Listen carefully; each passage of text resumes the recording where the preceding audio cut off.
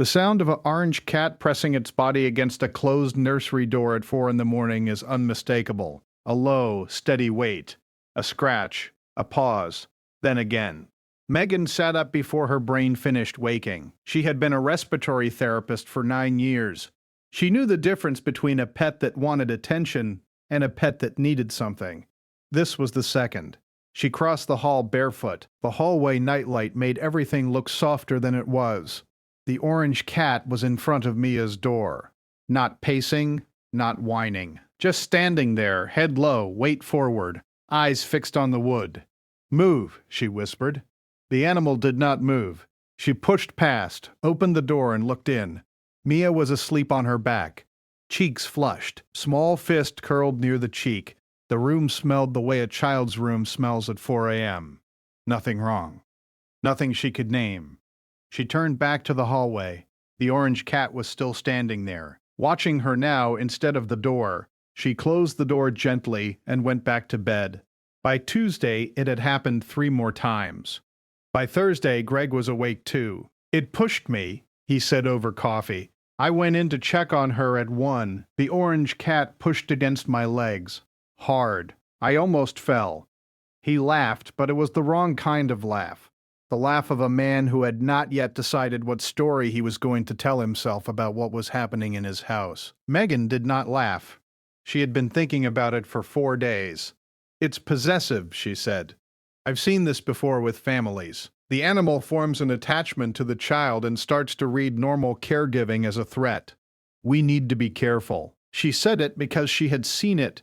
20 families across 9 years. The pattern always started the same way. The animal positioning itself between the parent and the child. The animal refusing to move. The animal escalating until somebody got bitten or somebody got hurt. She knew what came next. On Friday, she called the rescue she had used for 2 previous families. She did not tell Greg she had called. She told herself she was just exploring options. She told herself she had not decided anything yet. On Saturday morning, the orange cat would not let her into the nursery at all. It stood across the doorway with its body turned sideways. When she stepped forward, it stepped forward with her. Not aggressive. Just there, filling the space she needed to fill. Mia was crying inside the room. A short, breathy cry that Megan did not recognize. Not hungry, not tired. Something else. She tried to push past. The orange cat did not move. "Mark." Her voice came out of here. "Now." He did. He carried it down the hall and put it in the laundry room and shut the door. The animal did not fight him. It just looked back over its shoulder once. At the nursery, before the door closed. Megan went into the room. Mia was on her side. Her lips were a color Megan had only seen at work. A color she had not been ready to see at home. Her chest was rising too slowly. The fingertips were dusky. What followed took 11 minutes that felt like 4 hours. The 1911 call. A voice on the phone telling her exactly which way to position the child. The lights of the ambulance turning the bedroom blue and red. And blue and red. The IV, the oxygen mask the size of Mia's whole face. In the hospital, hours later, the family veterinarian who later explained it sat down across from her with a chart in his hand. It was a febrile seizure building behind a fever the parents had dismissed, he said. Another 9 minutes and we would be having a very different conversation. Megan did not cry yet. She just nodded the way you nod when you do not yet know what to do with what you have just been told.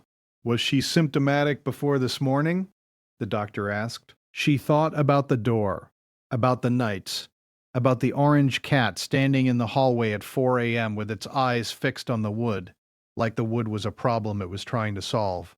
Maybe, I think, yes. She drove home alone that afternoon. The car was very quiet. Greg stayed at the hospital with Mia.